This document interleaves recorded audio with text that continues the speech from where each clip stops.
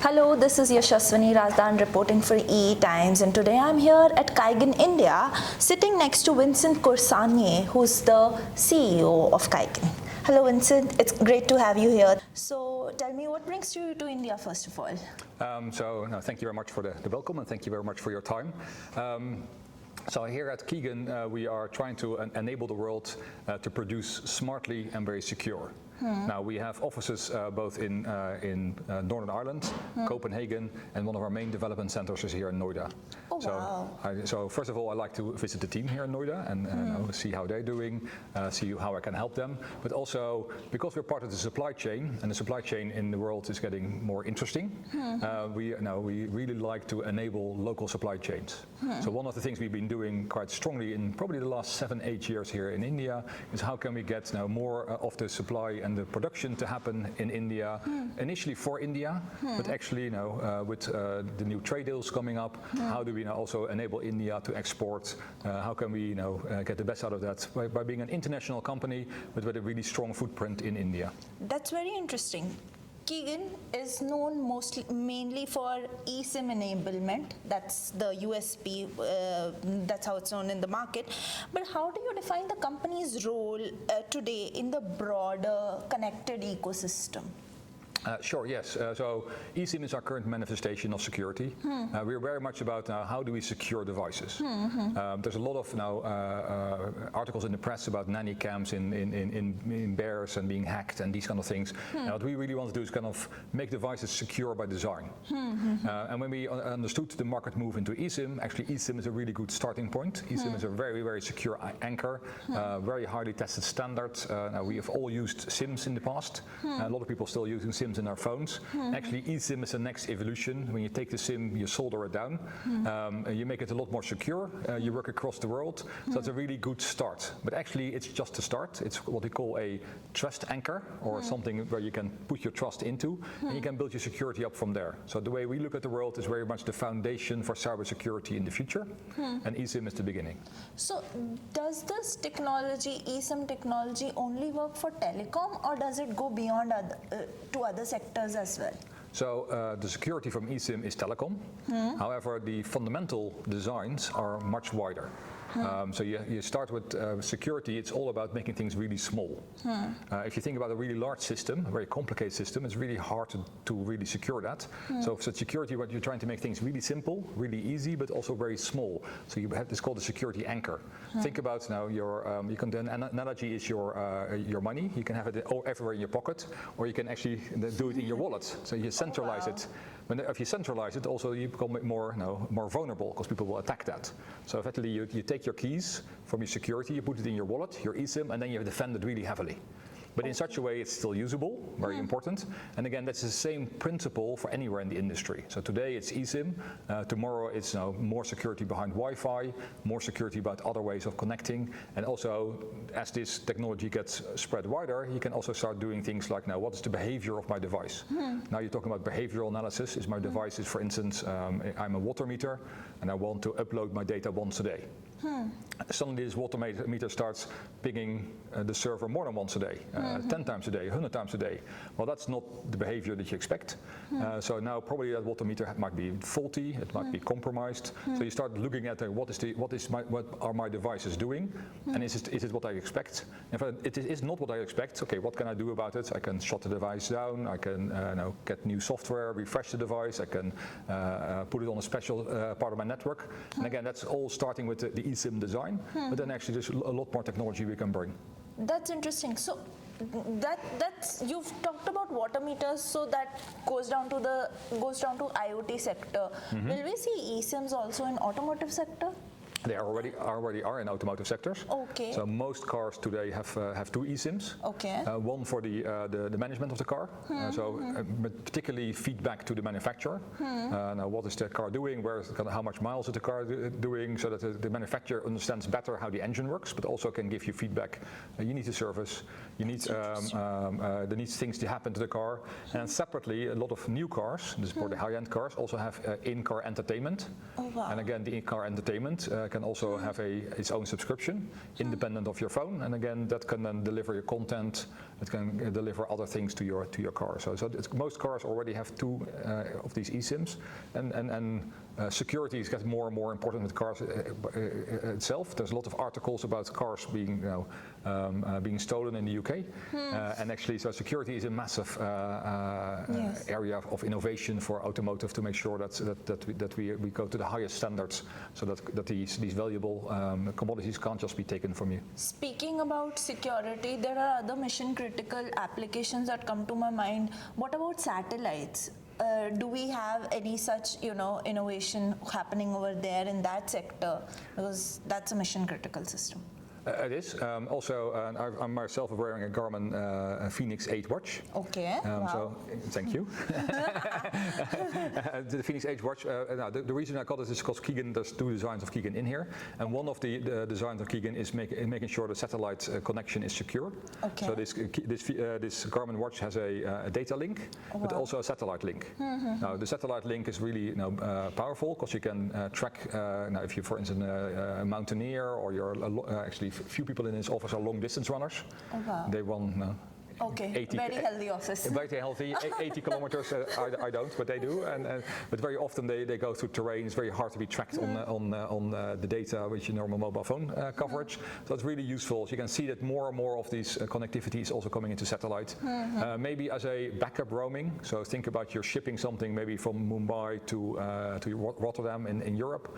You have your pallet. There's a tracker on the pallet. It communicates directly with a local network. But as soon as it leaves the harbor, it switches over to satellite, so you can see your package or your container probably tracked all the way to Rotterdam Harbor in the Netherlands, where I'm from. And when you come back in the Netherlands, you roam back on a terrestrial network. So you can see that satellite is very much a coming commodity. Obviously, it goes all the way from the high data throughput, maybe Starlink, but also actually tracking narrowband IoT. There's a lot of innovation around devices being connected everywhere. We've talked about innovation, but what about innovation happening in India, and why Keegan? You said Noida is one of the global offices for Keegan. So, what is the significance of India for Keegan per se? Is it a design? Is Noida just an offshore design center, or are you looking at India as a customer base as well? So that's why you have a office. So what kind of operations happen here? Yeah, so both. It is one of our offices. I don't want to see it offshore, because I actually think that an office is much more happy if you give them real technology, which what we're trying to do. But also we have a large customer base here. India has this very big drive. India produces for India, and we're really trying to help with that to make sure that we teach some of the local companies, which I was in a couple of meetings during the week, and we're actually companies that went back 7 years ago, and we've been talking to them and helping them to get more production happening here, because that has a real benefit for production from India for India, but actually, and India has a really big customer base. There's also another kind of a lot of people in India that want to buy new electronics. There's sometimes difference in use case, but it's very much interesting, but also actually to export it to the rest of the world. Right, because I think India has a really good manufacturing community, and it's really coming up. Right, so to me, India is now, and I know that there are some some of the other manufacturing sites might be harder, but India is definitely coming up as a manufacturing site, and for us to work with the Indian companies to enable the Indian companies to then export back, for instance, into Europe. There's a new trade deal with Europe coming, so that is a really good way for us to enable customers and get the best product out in the world, which gets produced here in India. So how would you define your target customer here in India? Because I want to understand your business model. Like how do you get your product into the market? Are you approaching the design teams, the R&D teams who are making these boards? Are you going to them with your product, or are you going directly to the manufacturers, or are you speaking to the OEMs, the system module companies? How do you get this in the market? Yes, and yes. So we talk to many different customers, but generally, to keep it simple, we go to device makers. Device makers. So device makers, when you think about a device could be made here in India, and that's great for us to then provide the connectivity security for that device. But the device can also be specified in India. There are quite a lot of large MNOs in this country that will say, I want my own that's MiFi device. This is like a Wi-Fi with a cellular backhaul. I want that to be produced. And they might give that to a company in Taiwan, but they might do the specifications. So in that case, we sell maybe to the company in Taiwan, but the specifications get done here in India. They know us. They understand how that's done. So you can see that that's the initial is the device makers. But actually, there's also their intermediate form factors. You can have an eSIM on a SIM form factor. And there's a lot of benefits that the eSIM has, but the form factor is like the old SIM tray. And there you can see that we sell quite a lot to some of the MNOs or the MVNOs that are then going to people that have, say, solar panels or smart meters, and they are enabling that with our products to make sure that they can do the best product service offering. So from that point of view, we're happy to sell to anybody, but fundamentally it becomes device makers where we work with a lot. So from what I'm hearing is that you're not specifically limited to the telecom sector here in India. You've expanded to, like you mentioned, solar, you've expanded to, are you also exploring automotive here in India? Yes, we are definitely exploring automotive. So automotive is something we have recently been doing. We got quite a few design wins, particularly in some of the less traditional automotive countries, the faster growing countries, and India is one of the leading fast growing countries in new automotive products. So yeah, we're definitely exploring that. Also things like the AIS 140, which is effectively a system that tracks buses and lorries. That we're involved in that. So you can see there are a lot of different products coming out of India that we are exploring. They're still telecoms related because these are products that are connected. So they're not as such telecoms industry, but they are trying to make a product with a service. You've seen that more and more, that products come to market not just being a physical product, but actually they have connectivity built in. They provide you things from the cloud. I think that's a really interesting trend, and that's what we think is going to going to accelerate more and more in the future. That's also kind of a link to AI, because we believe that that as LLMs, people like ChatGPT, are really useful. At some point, the data they can get from written language will end. We believe that in the next 2 years, there's no more English for ChatGPT to learn from. Yes. So what's the next thing they're going to do? Well, the next thing they're going to do in our eyes is actually they're going to tap into real-time data. They're going to tap into sensors, they're going to tap into automotives, they're going to tap into trucks, all with permission, and then new solutions will come from that. But that also has a security implication, because those sensors better be really secure. Because if you start taking decisions based on sensors, you better make sure that the information you're getting and you're making a decision on is a really secure product. You know who's giving you the information. There was recently, was it the last 2 weeks, this person that was betting on the temperature in an airport, and then they were warming up the airport sensor. Oh yes. You see that article? Yes. Well, that's for instance, that's one attack you could do if you control the sensors. Yes. Now this was a very easy one with the hairdryer, I think was the attack. But clearly, if you can do this automated, if you can do this around the world, so that building in that security, that fidelity of the data is really important. That's interesting. Coming back to India, it was interesting, yes. But coming back to India, how would you compare India in terms of innovation and deployment maturity? Because what you mentioned also, that here in India, a lot of use cases you have to customize as well. Of course. So I think the innovation is fantastic here, right? So it's a really good innovation. There is no. The nice thing of India, it has a very large market, but the market is also a little different. If you look at the US market versus the Indian market versus the European market, so there's different products that have different traction in different countries, but also some of the maturity of industries, right? For instance, that we still produce many of the chips outside of India, but we can see that there's interest. So some Indian companies are now looking at how do we do semiconductor manufacturing. We're talking to people that do the packaging, take the chip from the wafer and package it. So I see a lot of now innovation there, and there's a really good entrepreneurial spirit here. So that's the one thing I really like is the spirit of now entrepreneurship. It's a little different, the culture, than what I see in Europe. It's very different than in the US, but actually that also brings real benefits. I see a lot of family spirit and community spirit. Quite a lot of the CEOs I meet here is family businesses, and they're really clever, and they really well educated, and they really look at, okay, how can we make some more money out of this? How do I invest? And that's a really nice way of working with them. So I'm really impressed with how fast we're moving here. But if India wants to move beyond, assembly manufacturing into, higher value manufacturing, because right now what I believe, so how does this play out in terms of security infrastructure? Like, manufacturing security infrastructure. So to me, you build the layers, right? Yes. You start at the manufacturing, which is what they're doing. Then the manufacturing start getting more innovative, and then you start at some point offering things that other people can't offer. Security obviously is really important. I think that is now where we are teaching our suppliers, our partners. Secure. You are working with secure connectivity. Yes. So is there a different set of manufacturing principles required, manufacturing ecosystem required to build your products? Like, will we have Keegan manufacturing products here in India, not just designing? No. But Indian companies will. Okay. So the way that works is that we design some of the software, some of the processes, but we are also now enabling that together here with the team in Noida.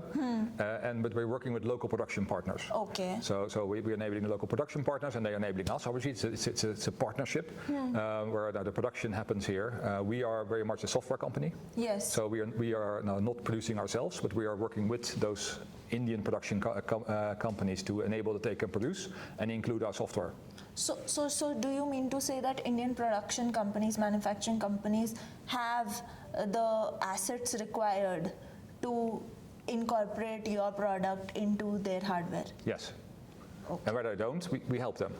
So in the last 7 years, right? We came here about 7 years ago, and there was some contract manufacturing happening, but there wasn't independent manufacturing happening. And what we have done is we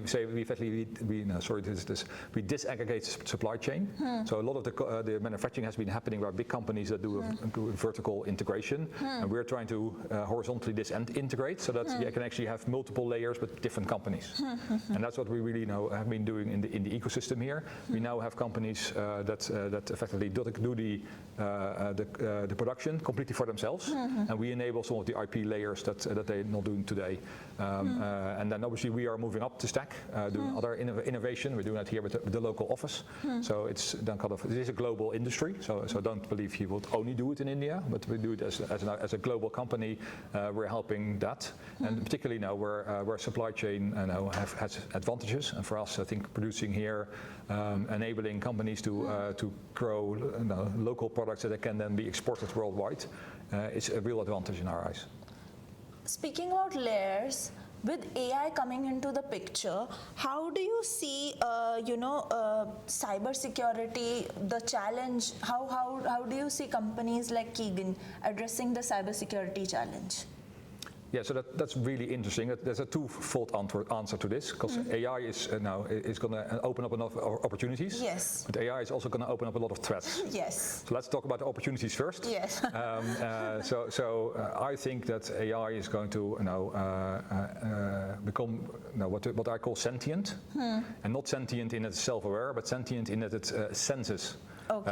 Right, the AI will start sensing. For instance, in a building like this, you could have an AI system that senses the temperature, and then they have now the heating, the cooling system, and the AI system can then control the heating and the cooling. Now, from a security point of view, it goes back to that sensor that got tricked with the hairdryer. It's really important that your sensors don't get attacked. Right, so you need to have security all the way from sensors to actuators, because AI will do more and more now summarizing sensors. If you have like 10 sensors in the building, it's quite easy to do it as a human. But if you have 100,000 sensors in the building, right, you probably can't do this as a human anymore. And now the building is a small example, but if you think about an airport, maybe if you think about flight control, more and more data will come into AI systems, and they will start analyzing. and that will give you initially a summary, right? Okay. But the summary is already choosing you to show you something and not show you something. And then over time, AI systems might actually start taking decisions. Now that whole start from the sensor all the way to the decisions that get taken, super important to have that whole end-to-end chain secure. Now the other thing that happens is that AI can be used to attack. We've already heard about now deep fake voices, all these kind of things. Yes. And again, there it's really important to make sure that you, at some point, it's about identity. How do you know that the sensor is who they say they are? How do you know that I am who I say I am? So identity and security are very strongly correlated. And again, to make sure that now the industry of attacking is it's a billion-dollar industry that we are now designed in from the start, all the way from the ground up. That it isn't easy to penetrate the system because now the attackers are getting more and more sophisticated too. Okay. Coming to eSIM, how will eSIM technologies evolve with all of this coming into the picture? So eSIM is the trust anchor I talked about before, and to me eSIM enables the rest of the device. Okay. Right? So eSIM is a trust anchor, so that the eSIM has your most important keys. They are super secure, but actually you can monitor the rest of the device. You can make sure that any software coming onto the device is authorized software, so that you cannot get software from viruses and software from all kinds of other attacks that we classically know coming onto the device. So that's the first is to make sure you monitor the device, but the eSIM is also very close to the radio. The radio is the thing that communicates back. So the eSIM can also keep an eye on what is the radio traffic. And that information can then be sent back to the network. So the eSIM and the network can then do behavioral analysis. Are there any specific provisions that Keegan provides with respect to, technological differentiators in its products or in its technologies that, help combat, which are futuristic, which, help us understand that where Keegan is headed towards? Sure. So we are the newest product that's coming out is on the new standards, which is very closely related for IoT, which is very closely related to what we do in consumer. But also in that standard, we have something called Keegan Guard, and it's effectively a connection of a server into the eSIM that keeps an eye on the eSIM's behavior, but also to make sure that the eSIM is up to the latest software standard.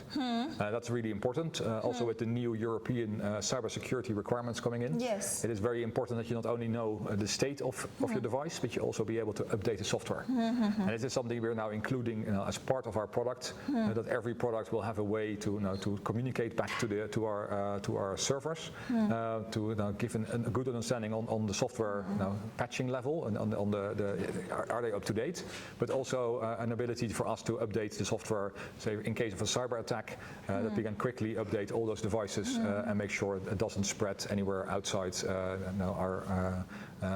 the initial attack.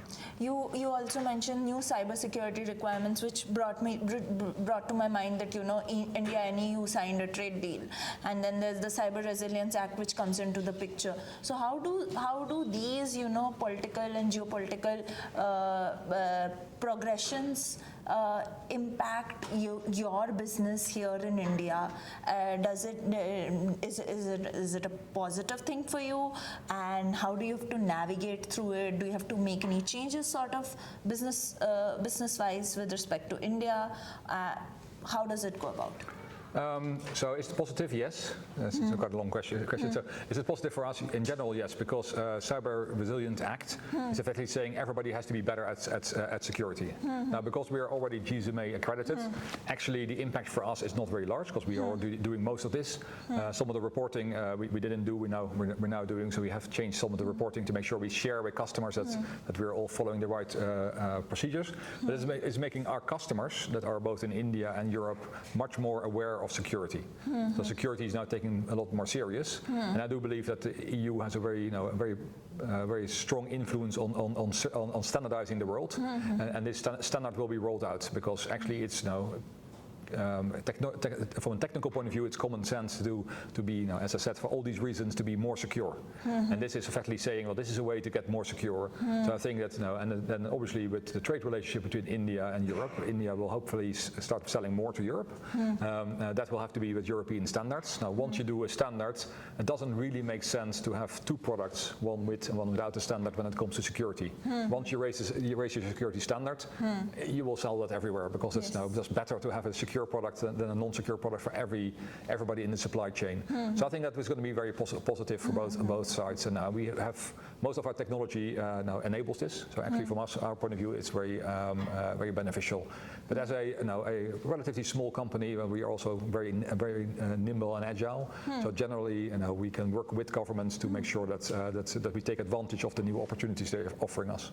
Lastly, I want to ask you, looking ahead, how will what will separate the globally competitive electronics component ecosystem from those that are, struggling in the connected device market? What will make companies more relevant globally? So China is quite a good example on development, because it's the same that happened now in Europe many years ago. You initially start very much on a price war, right? To get into a market, it's a price fighter. Yes. But actually, trust is a quite interesting word here, because how do you build trust, and why is trust important? Yes. So if you think about buying electronics, if you have enough, if you take away the money for a second, you tend to buy electronics you trust. And I think that's what you're seeing in China. In China now, trust is starting to emerge, and trust comes together with a brand. Yes. Because you cannot necessarily, as a consumer, look at every device and now, do I understand this device, to understand how secure it is, do I trust it? But at some point, it is about brands emerging. Right? And the brands can emerge in multiple ways, but they start normally in the low cost, and from low cost they go into, I think Xiaomi is, for instance, a really interesting example for how they went to market. So Xiaomi went to market, if I'm maybe so bold to analyze their market entry, by really a low cost. The hardware was really low cost, but had lots of innovation on top. And over time, they became more and more of a trendy brand to a really trusted brand. Yes. And I think a lot of the Indian companies will have to go, in my eyes, through similar innovation. Initially, you may be entering the market at low cost, but then you need to think about, trust is really important. So the one thing I cannot compromise on is security. Because if I compromise on security and my brand gets the reputation of not being secure, right, that's not a good thing. And people have to hand over their data, so you need to think about now how easy is it for people to work. Same with security, actually similar. I was talking about the wallet, right? I can secure your wallet by putting it in a big safe, like at the central bank. Yes. That's really inconvenient, because when you want to buy something, you're going to have to go to the central bank and get 10 rupees out and to buy something, 10 lakh probably more. That's really inconvenient. So you want to do security in a way that is really secure, but is also convenient. And that is now where the eSIM comes in, and where this kind of security comes in. You need to be very secure. It needs to be designed in, but it can't be a 100-digit PIN code. Right? The PIN code has to be 6 digits. But then after 3 digits, you lock the device. Well, actually, that's pretty secure. So some of these things can be, if you really think about them, Face ID, Finger ID, they're very secure, but very easy to use. Now that is really important to design that in well. Right? Design the security in well, so that it's easy to use, but also that it doesn't erode your brand, and actually your brand becomes known about security. And if it does become known about security, people will buy that, because actually, well, this is the one that I really like. Other brands have done the same. Samsung 20 years ago was not necessarily the high quality brand it is today. So they have a journey, and I think that's general now in India. People are starting to manufacture here, initially probably for cost, but then that is very much something you can build upon. Well, it was great talking to you. Thanks a lot for your time, and I wish you all the best in this journey that you are in India. Wish to hear more from you. Well, thank you. It was a great time. I had a great week, and I'm definitely coming back very soon.